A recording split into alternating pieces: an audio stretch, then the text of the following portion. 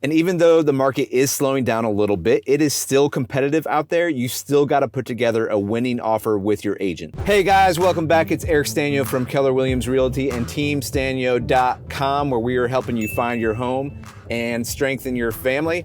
I'm in the Team Sztanyo Vanyo today and wanted to give you guys a real life case study of what happened. We just went under contract with some buyers this morning, and I kind of want to walk you through that process. And given this current market that we're in right now, where currently when I'm recording this, it is the last day of November, we're heading into those colder months. The market is certainly not as hot as it was, back in May, June, July of 2021, when it was on fire, both here in Cincinnati and really all across the country. So it's not that crazy hot, but it is still a seller's market.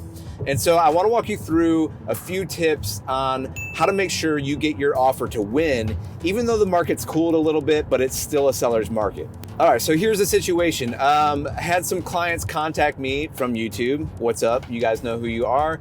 They were living in Illinois in kind of a smaller, not a small city, but a smaller than Cincinnati city.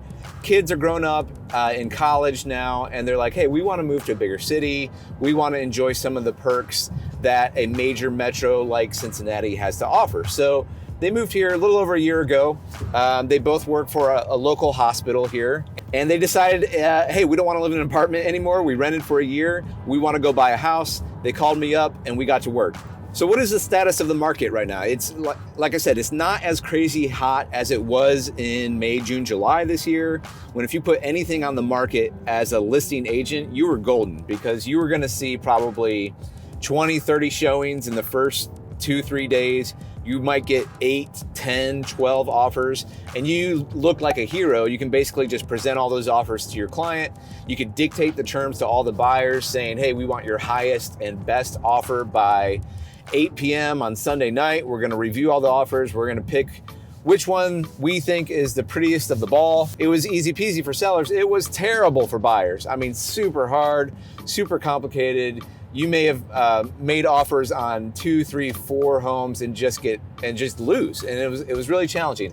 The market's not that hot right now, but it's still a seller's market. Supply is still low, demand is still high, but whereas you may have seen, like I said, 8, 10, 12 offers back in the summer, right now you might see 2, 3, 4, 5 offers, something like that. And so you still have competition as a buyer. It's not like every house out there you can put an offer at list price or even below, but the market has changed a little bit. So let's talk about some strategies on how to win in the current market. Okay, tip number 1, and this is something that's changed from the summer, but you can find some houses that have been on the market for a week, 2 weeks, 3 weeks even. And that's what we did with these buyers, actually. We went out and we found some properties that have been out there a little bit. And the reason why they haven't sold yet is they've got something wrong with them. Either they've got a few, they're not updated very well. There's some work to do. There's some cosmetic updates to do. Or the sellers, saw all their neighbors' houses selling in the summer and it's overpriced. And so you can find some of those properties that are out there. That's what we did first with these buyers. We went shopping. We looked at a few of them. A couple of them were actually rentals previously, nice homes, but they weren't in nice condition. The landlords were kind of like, oh, the market's super hot. I don't have to do anything with the property. I'm going to put it out there. They were dirty. They were not updated, and they were sitting on the market. So when you're in a seller's market, this is definitely one strategy you can use to win at an offer, is go in there when you see a property that's been out there now a couple weeks, maybe even a month. You can say, you can put in a lower offer. You're going to have less competition for anything that you see. Now remember, when you go look at this house, it's not going to be as pretty as the other ones. It's going to be a little uglier. It's going to smell a little funny. There's going to be some work to do. But if you don't want to deal with all of the hassle and all of the stress of trying to compete against other buyers in a multiple offer situation, this could be a good option for you. Okay, second tip. We've talked about this before. I talked about it with these buyers. It was like, hey, if you don't find something you like, you could do new construction. New construction is a way to win at an offer. You're not competing usually against anybody.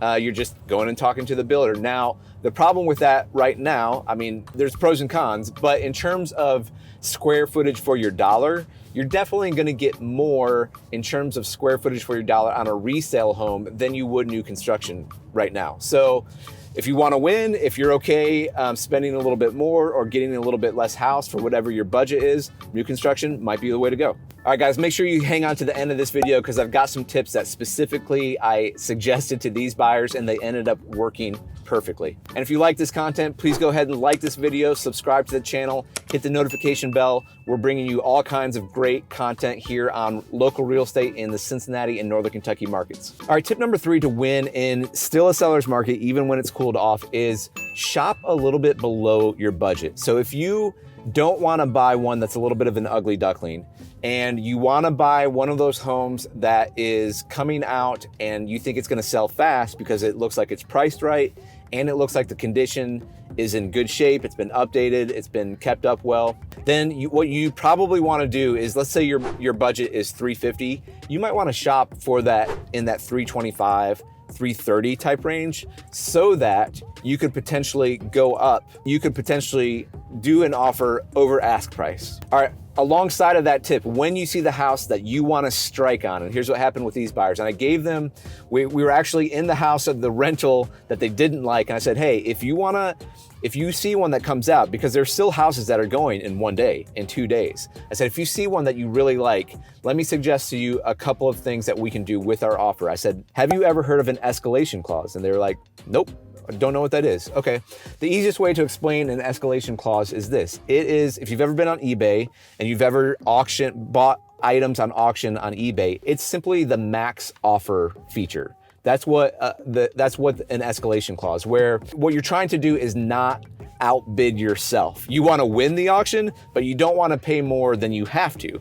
And so an escalation clause simply says that. It says, let's say your base offer is $325, but you're willing to go up to $345,000 or $350,000, which is the max ceiling you're comfortable with, the top of your budget or whatever you're comfortable with as a buyer.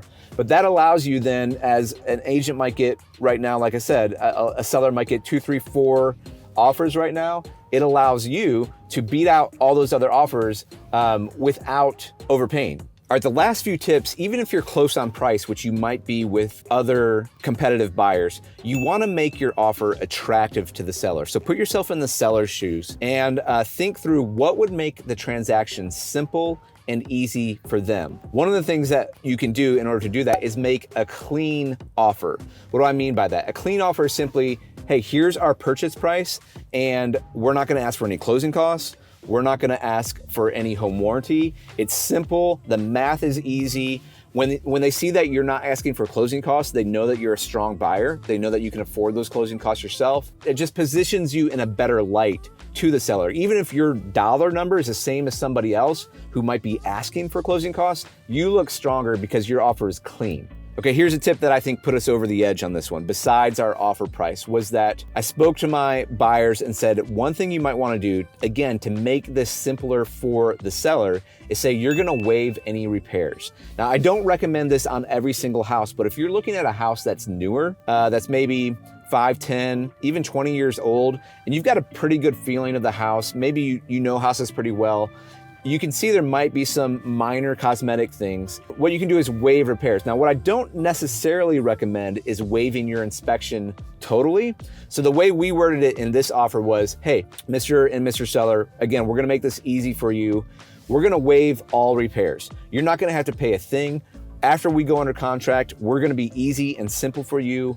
We're not gonna ask you to fix anything. We're not gonna ask for any money. Now, we still do want to have our inspection, but the inspection, the way we worded this is, the inspection is for informational purposes only. And so what that does is it still protects you, my buyer, by allowing you to have the inspection. If there's something crazy in that inspection you don't like, if there's mold, if the foundation is issues, if there's something major you're like, ooh, I don't like that, you can still back out. At least this was a Kentucky deal. Now, we might need to make another video on the Ohio contract because that changed. But in Kentucky, you can say, hey, we're out.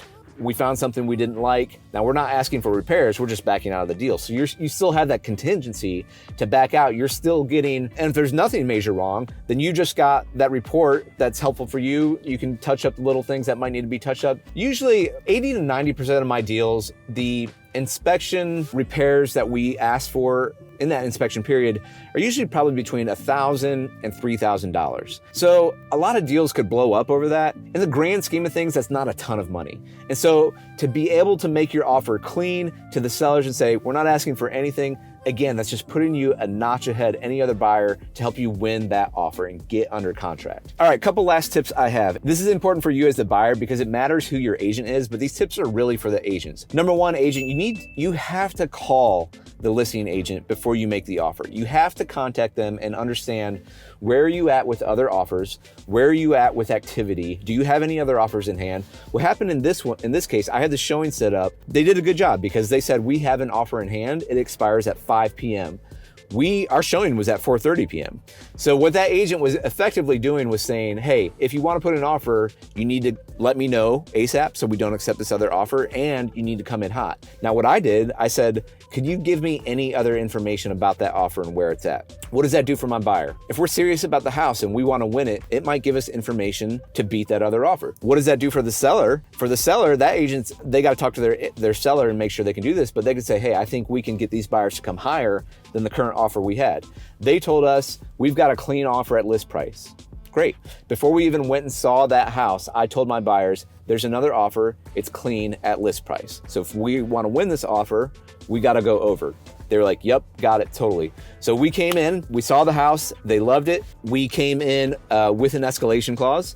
We waived any repairs. We'd asked for no repairs, and we made it clean. We made the offer clean. Final thing I would say here, the last tip before we get off is this matters too, guys. Trust me, this matters. The way your agent communicates is a big deal. When I'm on the listing side of things and I get several offers and they are similar in nature, but one agent just makes a lot of mistakes. Maybe they make mistakes in the way they draft up the contract. Maybe they made some typos or didn't fill some things out right. Maybe in their email, they made some typos. Maybe just like whatever, if I'm getting an impression from you that you're gonna be a headache to work with, if all offers are similar, listing agents may say, hey, they may elevate or give potentially the buyer's agent a chance to beat another offer if they feel like you're gonna be better to work with than some other moron. And I feel like I can safely say that in this industry, there's a few morons. There's a few not so good agents. It happens, but having the right agent does matter. All right, guys, that's gonna wrap it up from this one. I hope that helps you understand in this market where it has cooled off a little bit, you still need to have strategies to go in there and win. If you're getting in a competitive situation, make sure you're choosing the right agent for that. We would love to work with you at Team Sztanyo to help you buy and find the right home that's gonna help strengthen your family, your family's mission, your family's vision. You can email me directly. Would love to work with you, eric.stanyo@kw.com. Thanks for watching this video, guys. Thank you for being a part of the Team Sztanyo Clanyo, and we'll see you in the next one.